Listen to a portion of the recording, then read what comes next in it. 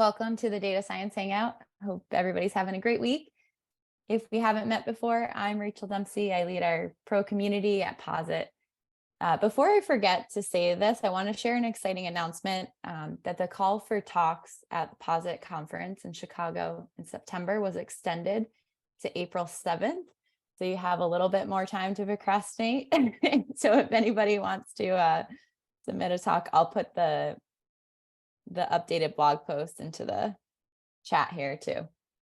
But thanks again for joining us today. The Data Science Hangout is our open space to chat about data science leadership, questions you're facing, and getting to hear about what's going on in the world of data across different industries. And so if you are watching this on YouTube in the future, in our future world, it happens every Thursday at the same time, same place. So you can add it to your calendar with the details that would be below in the YouTube. But every week we feature a different data science leader as my co-host to help lead our discussion and answer questions from you all. Together at the Hangout, we're all dedicated to making this a welcoming environment for everybody. We love when everybody can participate, no matter your level of experience or industry or area of work. It is totally okay to just listen in too. There's always 3 ways, though, that you could jump in and ask questions or provide your own perspective. So you can jump in by raising your hand here on Zoom, and I'll look out for it. You can put questions in the Zoom chat, and feel free to put a little star next to it if you wanted me to read it, if you're in a coffee shop or something. Otherwise, I'll just call on you to jump in and introduce yourself. And then third, we also have a Slido link where you can ask questions anonymously. And I believe Hannah and Tyler will be sharing that, in the chat just this second. So thank you so much again for joining us. And thank you, Dan. Dan Negre is Director of Analytics at MarketBridge and is joining as our co-host today. Dan, I'd love to have you jump in and introduce yourself and maybe share a little bit about your role and also something you like to do outside of work. Sure. Thanks, Rachel. And thanks for having me here today. I was super excited about it when you reached out. I was thrilled. I love talking about this stuff. So as Rachel mentioned, I'm Director of Analytics at MarketBridge. We're we call ourselves a go-to-market science company. And so we really use reproducible scientific methods to tackle our clients' toughest measurement problems in sales and marketing. My role is, I wear a lot of hats, but I guess primarily I'm focused on our tooling and our approach to like building tools that we can apply across different problems, as well as some of the front end stuff we do with Shiny and serving up insights to clients based on the models we build. I'm sure we'll get into more questions about some of that, but I'm from Cleveland, Ohio. I live right outside of Cleveland, and outside of work, I love playing basketball. Awesome. Thank you, Dan. So to kind of put us in your mindset of the problems that you're helping to solve, what's an example of a marketing use case or maybe a problem you've helped the stakeholder with? Sure. Probably the most common problem that we work on that every company is challenged with is measuring their marketing effectiveness. Or you think about all the different efforts you do from a marketing perspective, reaching out to customers directly through different channels, direct mail, email, phone, spending money on paid ads on various social media channels and paid search and all that kind of stuff. So we help our clients measure those efforts effectively, and in a way that doesn't double count or sort of over attribute. So we've got some very smart approaches to these sorts of problems and some very creative ways to address them. So maybe these could be related, but I know on past Hangouts, we've talked a lot about like community. And so, for example, like an internal meetup and being able to show like the value of that within your own organization. Mm-hmm. Do you have some tips for people here who might be trying to do that? Well, I would say,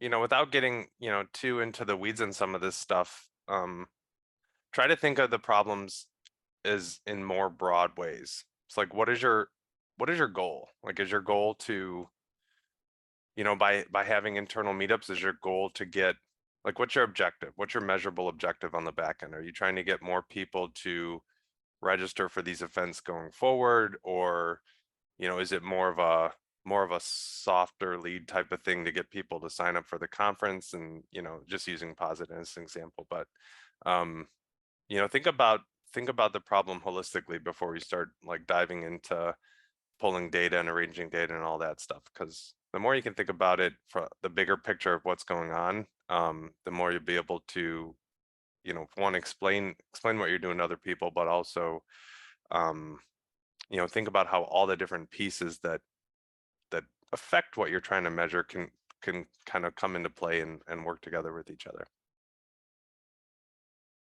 Thank you. So I get to ask you all the questions right in the beginning as we're thinking of the ones as people are thinking of their own. But I know you said you use Shiny a bit, so I'd love to hear a little bit more about how you're using Shiny today. Sure. So first of all, I'm a huge fan, and I've been following the product, it's called a product, along since it first launched. And I knew it was going to be a game changer, because at the time you could already do some really incredible stuff visually with R. And the moment I saw how the reactive framework worked and how to manipulate things and have it, change what users were looking at, I knew it was going to be awesome. So I've spent a lot of time in the last 7 or 8 years, can't remember how long it's been, trying to get better and trying to learn the ins and outs of Shiny. But at the end of the day, like, I look at it like your ability to create in a tool like R is pretty limitless. Like, there are so many, like, I compare it to like Legos, right? There's all sorts of cool Lego sets out there. You think of a package maybe as a Lego set, and the fact that you can just pull from different packages and you can kind of create your own original Lego creation from all these different, really strong and stable parts that come underneath it.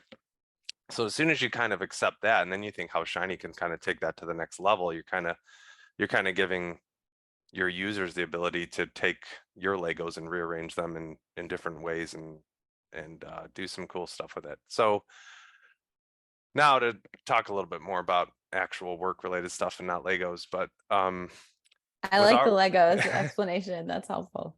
yeah, with what we do, think about building marketing measurement or marketing mix models. When we can serve those up to our clients and have them change the data around that they are scoring those models on, maybe they're making assumptions around how they might spend differently next quarter on a certain channel, or maybe their budget's going to be reduced and they need to scale things back, they can rescore the models, and all that's happening in the reactive backend. They're using some inputs to change assumptions around the data, and then having the models get rescored. And someone pointed something about Duplos, yeah. But yeah, that's a lot of it. Seeing visuals get regenerated that show time series plots, or tables that have summarized data. That's a lot of what we're doing, manipulating those models on the back end and rescoring them and showing results in different ways. Awesome. Alan, I see you just asked a question in the chat. Do you want to jump in here? Yeah, sure. Hi, Dan. I've been learning a little bit about some of what our teams are doing with marketing effectiveness measurement lately, and it's an interesting space, and there's a ton of challenges and stuff to learn. So this is timely and fun to sort of get to learn from you a little bit. I'm curious if you can talk a little bit about your team and what the roles are there, and maybe say a little bit more about, are you, as a director, are you leading people, or is your leadership in a more of a kind of technical space, or like a mix, and how you find that balance? Sure, great question. So my role is in a little bit more of a technical space. We do have a good structure to our team, though. I think, we've kind of, it's a little tough to describe because it's a mixture of, sort of flat, but also with specialty. So we know we have, and this is an important thing I was hoping to bring up at some point in this conversation, but where I've seen teams kind of fail or not succeed as well is when, you know, people are trying to, there's like a single role that, you know, leadership has in mind and everyone has to fit into that role. And that's not the case that we have here. You know, we have people that are really good with theoretical statistics, and we have people that are really good with, you know, data storage and data storage solutions and data engineering, I guess. We have people that are good with Shiny, and we have people good with data visualization. So what we try to do is it involves a lot of communication too, and breaking projects down into individual components where we can say who fits best on those components, so that we can get the best out of everybody while also giving exposure to different components so people can learn in different areas. But recognizing those differences and trying to get the most out of people's expertise is huge for that. I see there was an anonymous question that goes back to us talking about Shiny, and it said, you think that the main value that R provides is Shiny? And this person said, personally, I find the overemphasis on Shiny sometimes makes R seem like a limited language, and was curious to get your thoughts on that. Yeah, that's a good question. That's a good point. I don't see it that way. Because I've been using R for a long time, and have seen it kind of evolve. So obviously, I think it wasn't by much, but I believe R Markdown preceded the release of Shiny. So that was pretty innovative at the time. You could create reports in all sorts of different formats and embed output and code, and so that is still a great use case. In fact, that's one of the things when I'm talking to clients, and you know, when in best case scenario, we have clients that can log into our environment and see some of the cool stuff we create in our environment. But there are other cases when, you know, I'm sure everybody on the phone here has been in a situation where they've had to work in a different computing environment without all the resources that they would love to have at their disposal. So we find ourselves in that situation sometimes. And when we're fortunate enough to have even like the ability to install a RStudio desktop or something, your ability to create those types of reports now becomes on the table. And one thing that I think gets overlooked a lot is all the really cool and somewhat interactive visualizations you can do in our Markdown output. You know, but I'm a huge fan of the HTML widgets collection of packages. So like DT for tables and leaflet for maps and digraphs for time series plots and things like that. A lot of clients and companies you might work with may have never even seen something like that before. They might not even know that they could get a static document that has an embedded map with icons for individual lat long coordinates and polygons for shapes, and you know, they'd hover over to see different information at different, you know, regions. So those have gone a long way, right? I mean, they've gone a long way with clients. They've been received very well. And that obviously stops short of Shiny reactivity. But then even just as an exploratory or language to explore data, manipulate data, generate plots in the viewer, even pasting those into PowerPoint, even if they're, you know, static plots, can go a long way. And of course, building models and generating insights around, you know, inferential statistics as well. Absolutely. I think also, like, we talk about Shiny apps a lot in the visualizations because it's fun to talk about the things that are created and like things that people are actually using and interacting with. A question, I'm not sure if I'm going to frame this question the right way or if I fully thought about it, but I read the book Checklist Manifesto, and I've been thinking about like if there may be some sort of checklist for like providing value to an organization, like, or a way for your team to like best impact the business with data science. And I was wondering if there's something that comes to mind for you, like something that you say like, oh, you definitely need to have this to provide impact on the business. Let me think about that, because it was a little bit to Yeah, think about I'm there. still like forming what I what I want that question to be. Like Well, a tip for all of us on impacting the business with data science. So I think if every business is going to have KPIs, and there's going to be other metrics besides KPIs, things that, lead into that. And as crazy as it sounds, some organizations struggle to measure those. And to do so in a consistent and repeatable way, so maybe they measure something that just comes from one person sitting at a desk and they've done it for 6 years and they leave, and now all of a sudden, who knows how they do that. So just getting creating a framework for consistent measurement is huge for an organization, right? The measurement is consistent, outcomes are measured consistently, then taking action to improve those outcomes can be thought of as more reliable because the measurement process is consistent. So that would be one thing for sure. And I guess another, on that note, it's decisioning, right? Every company makes decisions, and a lot of us are here because we like to do this kind of work. But most of our companies exist because they like to make money and they like to grow. And so we find a balance between, doing what we do to help our company to achieve their goals. And so if you can find ways to help your company optimize cost and, reduce waste and increase growth, and all of that is through measuring and looking at decisions that have been made in the past and thinking about how they could have been made differently, and doing historical analysis or building models to help make those decisions more effectively, then that's obviously a huge win for any organization. Thank you.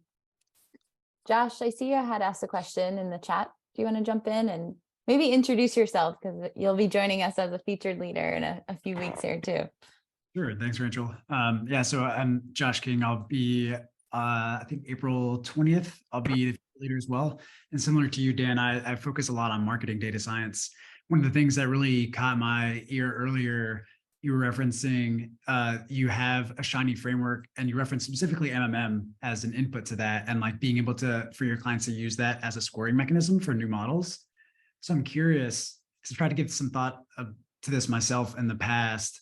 Are you using that as a means for actually constructing MMM for your clients, or is it more of like a scenario planning aspect to utilize response curves coming out of an MMM for them to actually use it as a tool for them? And the reason that I've like had a lot of struggle wrapping my head around this in the past is I see MMM not necessarily as like a specific model necessarily, but more of like a framework to build out what it is that you're trying to measure, which is very human in the loop, which is kind of different from a lot of other data science projects. It's very much a blend of the art and the science of having a balance between statistical fit as well as business fit. So I'm curious, like within the apps you've built in the past, like how you're able to kind of find that balance.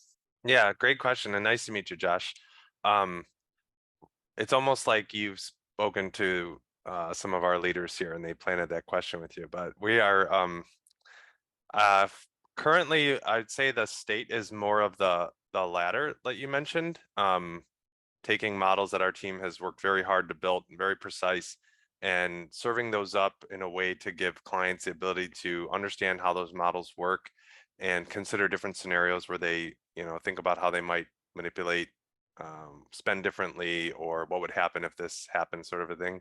But totally agree on your point about making it more of a fluid application where it's not just reacting to something that's been built, but like also has a hand in building it to begin with. So that's definitely in mind and on our roadmap for how we approach these things. It's just,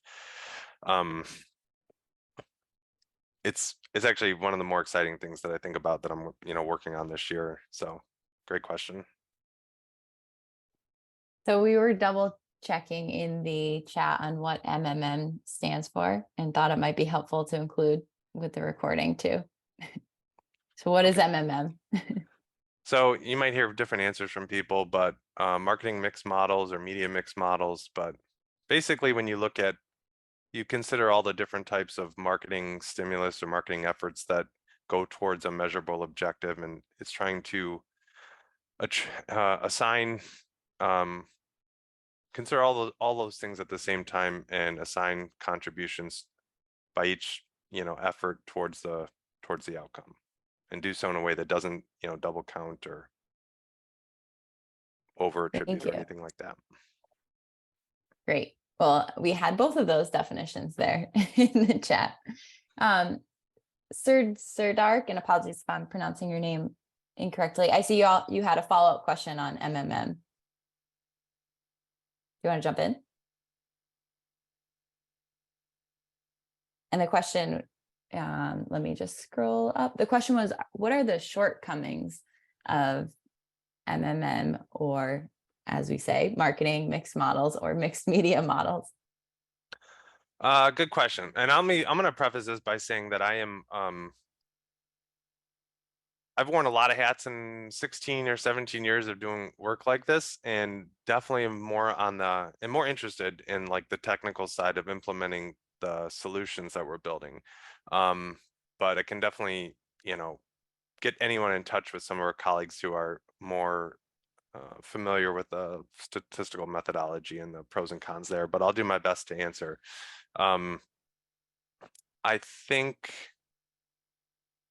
in some cases, one thing I'll say is that you need historical data, or you need a great way to simulate what you think is a good representation of historical data if it doesn't exist. I think that's the case with pretty much any model you build, but in some cases for marketing data, a lot of times that data doesn't exist or isn't in.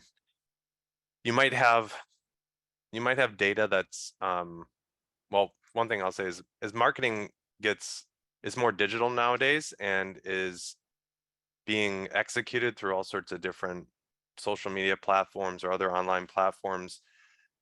What you might be able to extract out of those platforms may not be in the best form for a model. It might not be in the most ideal form that you'd want.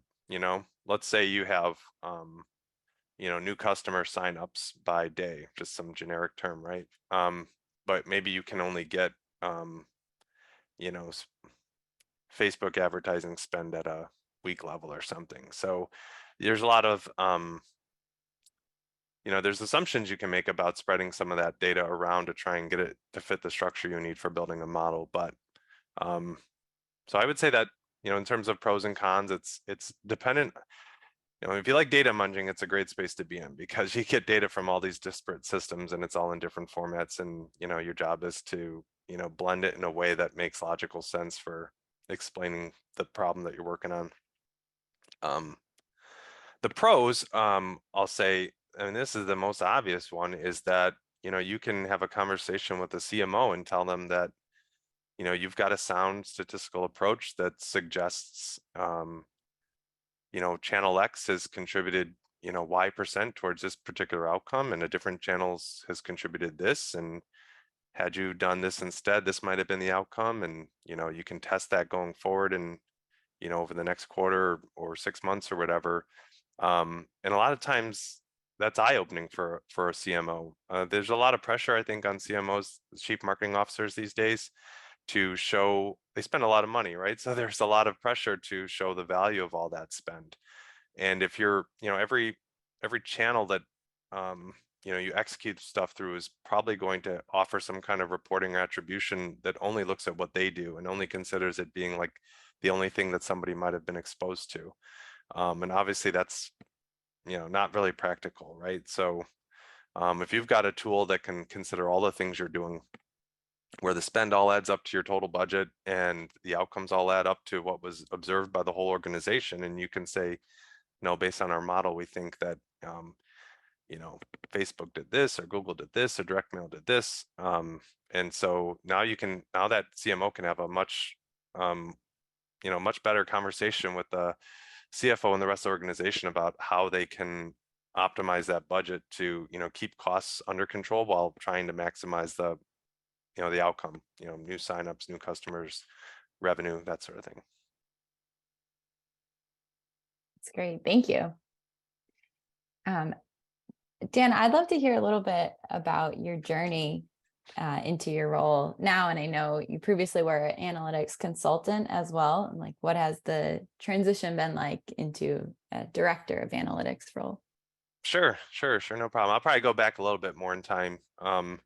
So I was going to be a math teacher. That was the start of my journey. So I was got a bachelor's degree in secondary math education from Ohio University, and towards the end of that, decided I wanted to just keep learning more math and stats. Wasn't sure if I wanted to get into public school education, and or at least wanted to put it off for a little bit. So I had an opportunity to stay at OU and go to grad school and study applied math and statistics. And right around that time is when jobs in, they weren't calling it data science yet, but it was definitely more statistician, or maybe if you're lucky, analytics jobs. This was like 2006-ish. And so, man, I thought this stuff was super interesting. I thought, and it wasn't like actuarial science, not to say that that's not interesting, but just the idea that there's this like emerging field of, it's sort of not fleshed out yet. You're kind of using a little bit of computer science, a little bit of math and stats, and just some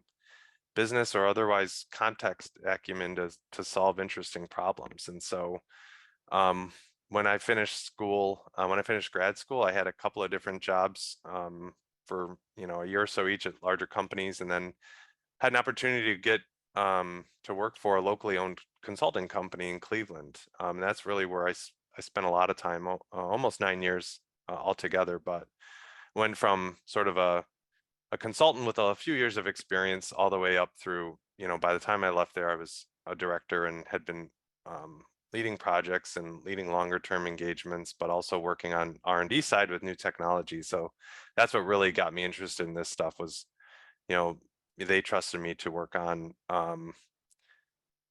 helping our company grow into using this. I'll go back like 10 years ago, there was just an explosion of open source technology. Like there was a lot of proprietary software that was getting to be very expensive, and it became very well known that tools like R or Python were starting to become used in more business contexts. And also at the same time, the argument used to be, oh, well, it's in-memory computing, and what can you do? Like, computer has 2 gigs of RAM or whatever. Well, then, that price of memory started going down, and they started being able to spin up virtual machines and kind of keep an eye on that cost a little bit more. And so that's when we started, and this all just it's so interesting of the timing of all this, because right around the same time, it was like our studio was getting bigger, and there was more awareness of the packages coming out. ggplot2 had already been pretty big, I think, at the time, but then those HTML widgets came out, and it's like, oh, look what you can do. You can embed an interactive map or a table or something in what looks to be like a presentation or a document or something. So and this is totally the section of this hour-long chat where I could ramble. So if we want to change gears, Rachel, you can stop me. But No, I love talking this about is this great. stuff. We have a lot of former teachers on here, actually, as well as wannabe math teachers who are commenting in the chat too.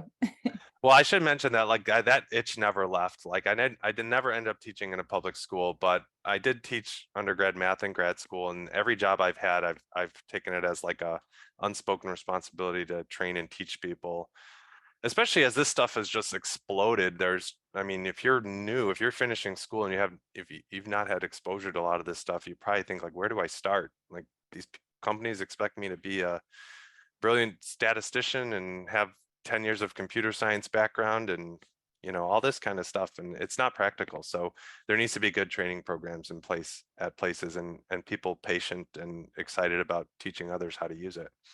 But yeah, so I had an opportunity to lead R&D efforts at the one consulting company I was at, and get us up to speed on Hadoop and R and Python and Spark and all this cool stuff. And then that at some point I decided it was time to move on to a different role, and I took a role at a software company. That's where Rachel and I actually first met, because I was trying to get RStudio Pro products installed there, and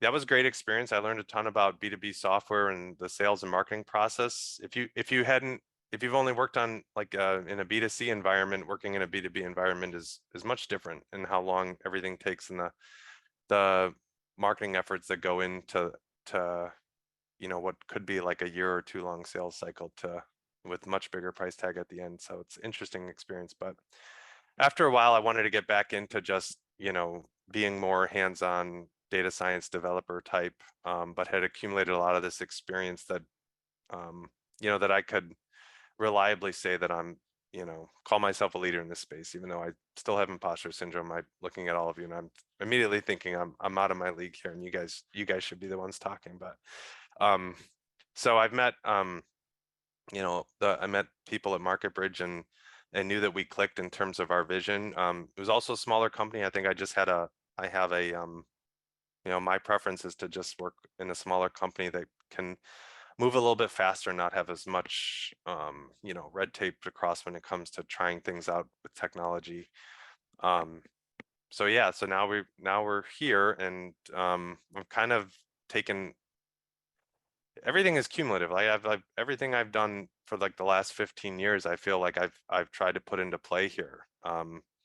And it's teaching others, it's building internal packages so that we can abstract problems and have people use consistent functions to address similar problems. It's shiny, it's everything. I mean, it's great. It's exploring new ways of data engineering that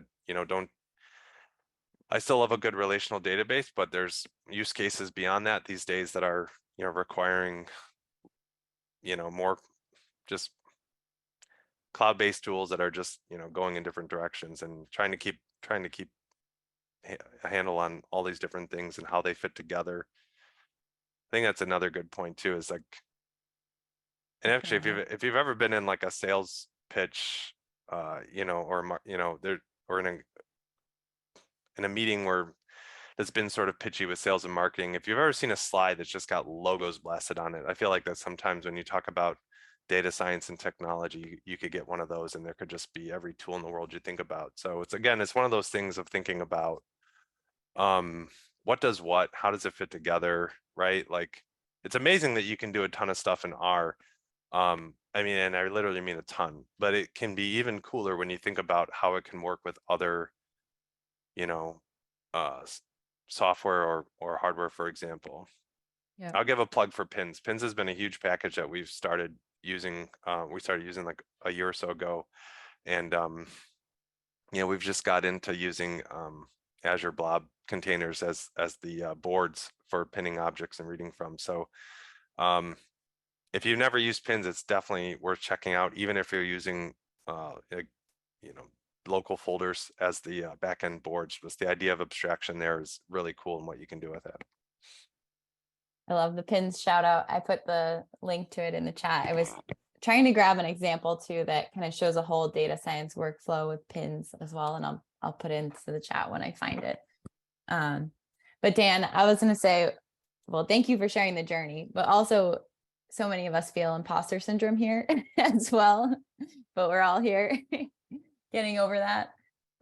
But this is awesome. Thank you so much. There are a few anonymous questions that came through, and one was, are there any specific packages that you find are good for manipulating, displaying time series data, or packages for missing data?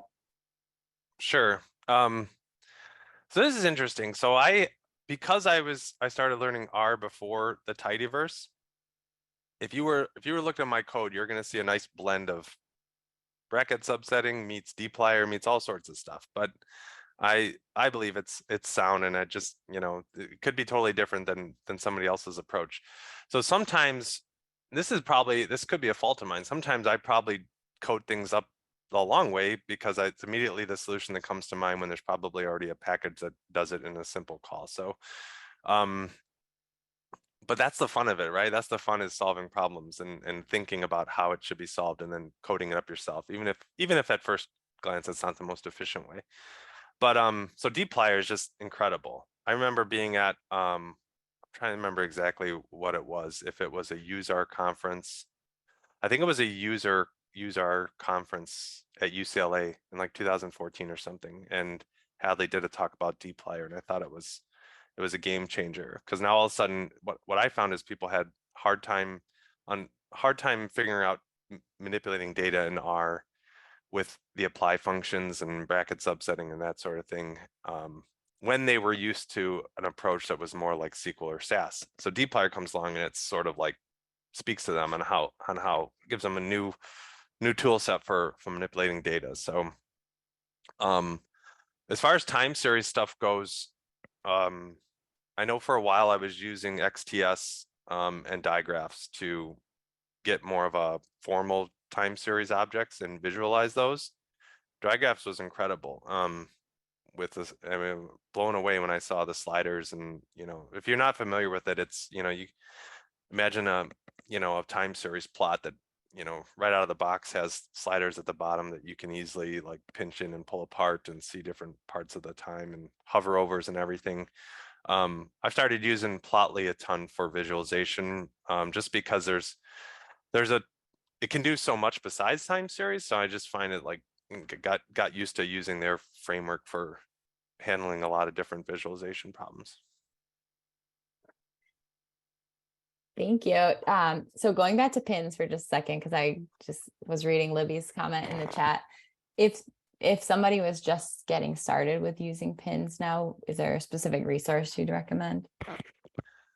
Yeah, I thought pins.rstudio.com is, I still pull that up in my browser all the time and even read through like the first page or the couple of articles that are embedded there. It does a great job of sort of explaining it, especially I think the examples start with just using like a folder, right near your working directory that can be used to pin stuff. And then once you kind of see what it's doing there, and then you look at what all the other backend storage options, it's the cool. Sometimes, you got to deal with like, okay, well, you don't have to authenticate to a folder that's next to your working directory, but you do with like an Azure Blob Storage. So connecting to that board is like the hurdle. But once you have the board established, then you're past that point, and it can be really cool. So start with the basic examples. Yeah. Perfect. I just put the link here because I realized the one I shared before was only pins for R, but there's also pins for Python too. Eric, I see you were putting a plug for a package as well. Do you want to jump in? Hello. Yeah, this has been a wonderful talk, Dan. I really enjoyed learning from your perspective. Just on the topic of additional packages first, yeah, I love pins as well. I've been using that in a lot of my daily new workflows. Has been making things a lot more efficient. But with interactive visualizations, yeah, I've been on a huge journey of that as well. I'll give a nice verbal shout out as well for eCharts for R is another great way to have some awesome visuals. John is here in the audience. It's helped a lot of my major apps. So if you're doing interactive visuals and need both the more standard type of statistical displays, but also really novel displays, it's got you covered. So highly recommend that as well. Great, thanks, and nice to meet you, Eric. Appreciate that. Yeah, likewise. So one other anonymous question we had here was, do you or your clients use Power BI, ClickView, or Tableau? Yeah, we have clients that use all those things. So our company has a lot of Fortune 1000 clients, and a lot of big companies have enterprise BI tools. And I've worked at smaller companies too that have used those as sort of led with those as their BI offerings. It's interesting to think about how Shiny or Connect, plays a role with those things, because it's easy to, and I played a role, and it's easy to get into like, oh, we don't need enterprise BI tools. We'll just do everything in Shiny. And a lot of times I have taken that stance. It doesn't go very well. So but I think those tools they serve a good purpose in terms of having keeping an eye on sort of a lot of those KPIs and things I measured before. I think there's a good audience for those tools, and they're a great way to learn data visualization and manipulation. I think one thing I'll say about those is it's not worth fighting about BI tools. Like, you shouldn't probably go into a conversation and say Shiny should replace this. there's a lot of things you'll find, even if leadership supports that, you'll find there's a lot of things that, IT support and human resources that can do all the work and all that kind of stuff comes into play. So the conversation I found is more helpful is when you can demonstrate what something like Shiny can do that those tools can't, or the use case for those, or like serving up model scores through Plumber API and RStudio Connect. Like that's a good example of stuff that's probably much more difficult or maybe even impossible to do in some of the enterprise BI tools. So try to focus on the use cases that those tools can help solve instead of, coming in with your sleeves rolled up. That's a great point. Thank you. Oh, I will say too, there's there's been actually this just came up recently about integrating Tableau with R, and I had heard about the RServe integration a while ago, and then explored it once to see that it could work, and then hadn't done anything with it. But we might have a use case where we're doing something with that. So that's another. I mean, it's fun to think about the different roles you can play in the type of work we do, right? Because and that's what I think is cool about this type of work. Like sometimes I could put my hat on and just be a modeler, and I don't care about the prettiest visuals. I'm trying to get a good model. And sometimes I could be data engineer, and I'm trying to create the most reproducible or easy to follow pipeline for moving data around. And sometimes I can be, I could put my artistic hat on and be trying to create the most aesthetically pleasing dashboard out there. And I think it can be kind of cool too when you think that I think it goes back to what I said about other technology. Let's say if somebody else has the role of like on the presentation layer, we'll say, then let them own that role and try to do what you can do to get your stuff integrated with that. It could be sort of a shared product between the two of you. Alan, I see you had a question on a project life cycle. Do you want to jump in? Yeah, sure.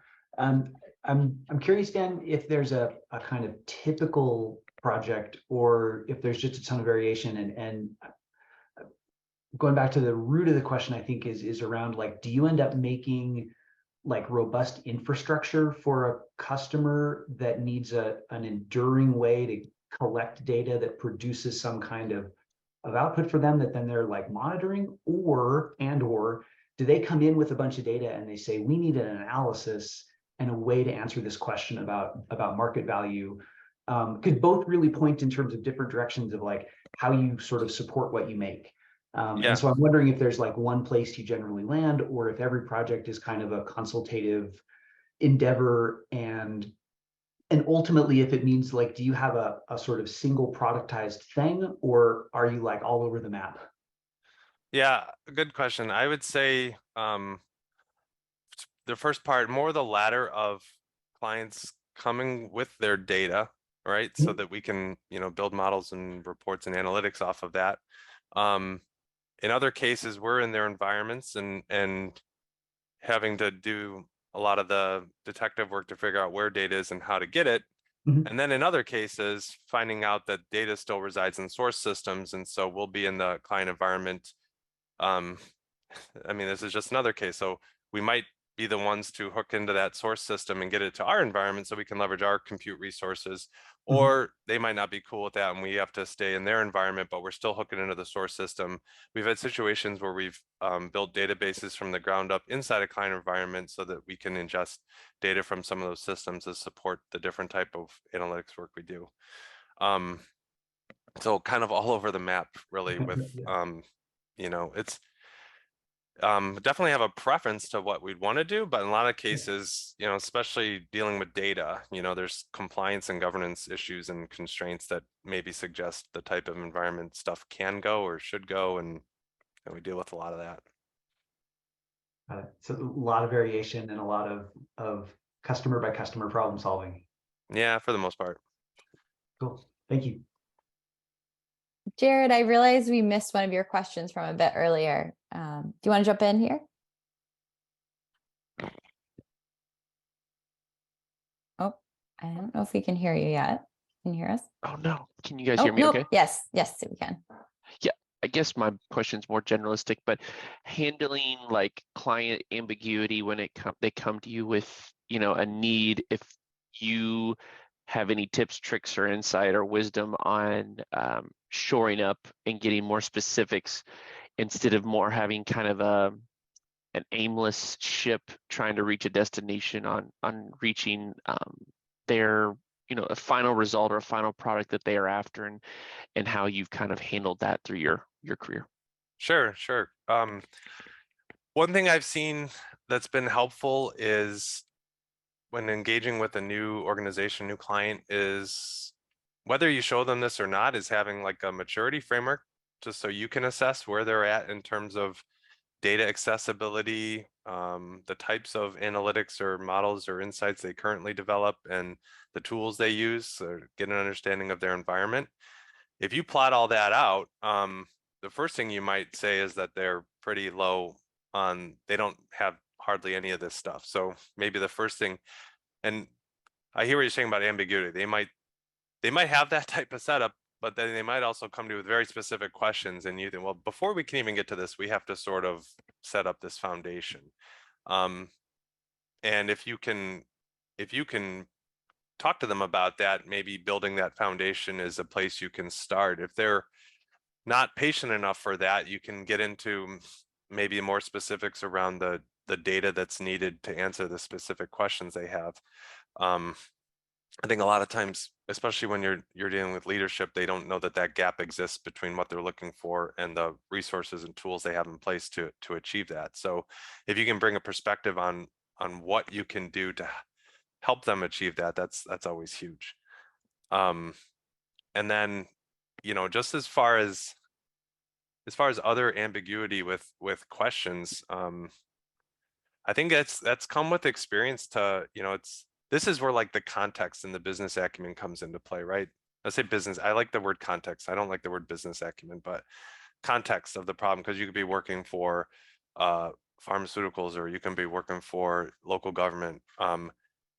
The more you know about the context, the more you are aware of like the pitfalls that people in decision-making roles that they'll run into. And then the more you can anticipate situations that they might encounter, and you could do some work to help support that. So there's anyone that has, maybe no coding abilities, but tons of context, they're a valuable person to have around, because they can help shape those conversations. That makes a lot of Absolutely. sense. Yeah. Thanks, Dan. Yeah, thanks for all these questions too. I remember seeing on LinkedIn, and I think it was maybe from Tatsu's post about your hangout, but I heard that you have several open positions on your team for Yeah, people using R and Python. So just wanted to make sure I gave a minute here for those too. Yeah, we do. Thanks for mentioning that. So we're growing. We're growing pretty well. So always looking for bright, motivated people that love to tackle problems like these, and or just love to solve problems in general. I think that's finding people who are curious about how things work and how to solve problems is huge. I'm trying my best to copy the link here, but you might need to give me a different one after, but I think I got the right one. Okay, cool. And I know some people reached out to me on LinkedIn prior to this. I will try to get back to everybody. I will say that I've had an interesting sort of experience with having my own website. So I did buy a domain a couple years ago, and I let it lapse, and then somebody took it. It was dnegre.com, and so somebody took it last fall when I didn't re-up the payment, and it's doesn't look anything like the blog I had before. So I've got and I'm also trying to like rewrite my website or blog in Quarto, which is going pretty well. I'm just not ready to push it out just yet. So if you see old posts of mine on LinkedIn and it says go to dnegre.com, it's not going to look like what you think. And more likely than not, I'm going to just publish to my self GitHub pages repo and point people there. But Thanks for the heads up. And there was just a quick follow-up question on the roles. Are they mostly remote, or are they in, I see some say Washington, DC. Yeah, our company is based in Bethesda, Maryland, but as I mentioned before, I'm in Cleveland, so I work entirely remote. We've got people distributed. Well, we got a lot of people there close to Bethesda that go into the office, but we do have a central office, but we do have people spread out across the country. So it's kind of a hybrid approach, depending on the person and the role and what works for them and what works for the company and all that. Great. Thank you. I see Libby had asked in the chat, do you have any book recommendations for us? And Libby, I'm going to put a plug for that awesome Notion list that you have of all the book recommendations for the Hangout, if you want to re-share that in the chat too. Okay. I assume the data science books, but if, my favorite book is The Hitchhiker's Guide to the Galaxy. So if you never read that, you should give that a read. But the ones I keep here all the time that I'm always looking at is Advanced R and R packages from Hadley. Those are phenomenal resources, and it's in a box over here, but there's a R graphics cookbook I think I used a lot earlier on. All these books it's great that they're all available online now. So I always I don't have as many physical books like this laying around, but the other one that I swear by and I tell people, because I'm a huge Linux guy. So the moment I started working in R and Python, I thought, well, when someone's like, oh, there's open source like free operating systems and they play nicer with these tools, I was floored and I got really into that. So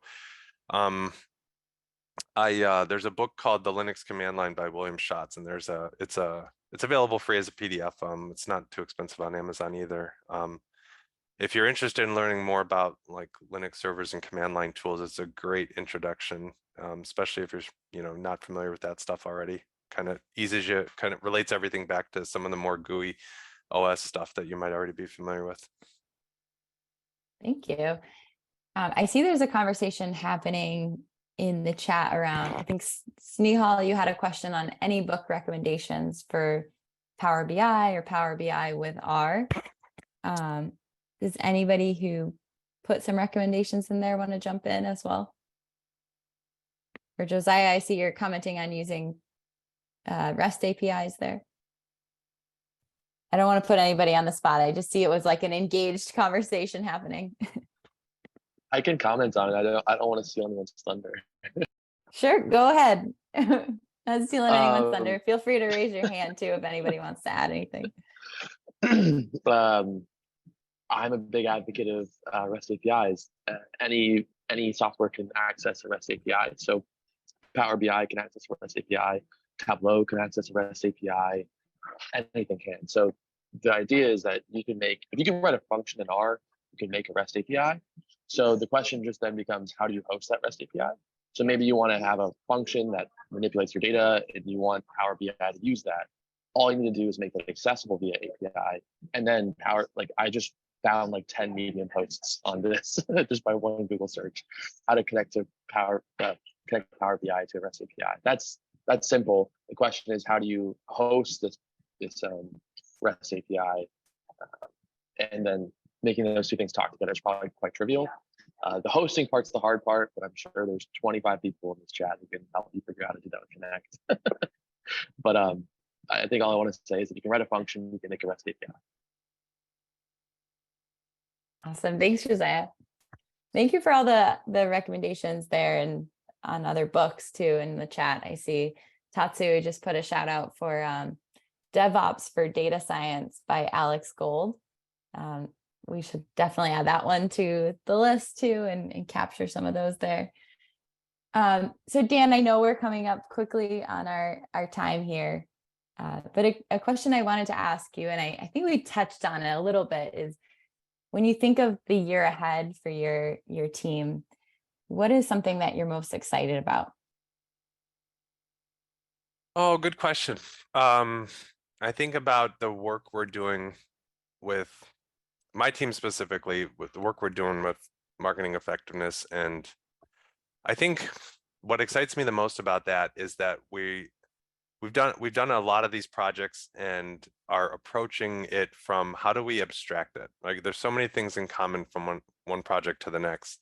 And so we're not, yes, every client can be different, every outcome could be different, whether it's, a count of something or a spend amount or whatever. But so we're always thinking about how these problems relate and how they're common from one to the other or how they differ so that we can expand how we abstract those. And when you can abstract a problem, you can create reusable solutions and classes and methods. And that's exactly what we're trying to do. So it helps us be more consistent with the way we approach the problems. And, it's sort of a self-sustaining model too, because then we can train people on how these things work and we can reason about them the same way when we talk to each other. It's a very exciting way to approach this type of work that I've wanted to do for a while, but just finally have the opportunity to approach it this way with our support of our leadership. So it's really cool. That's great. Thank you, Dan. I just wanted to check that I haven't missed people's questions or anything from the chat. So feel free to just raise your hand here on Zoom.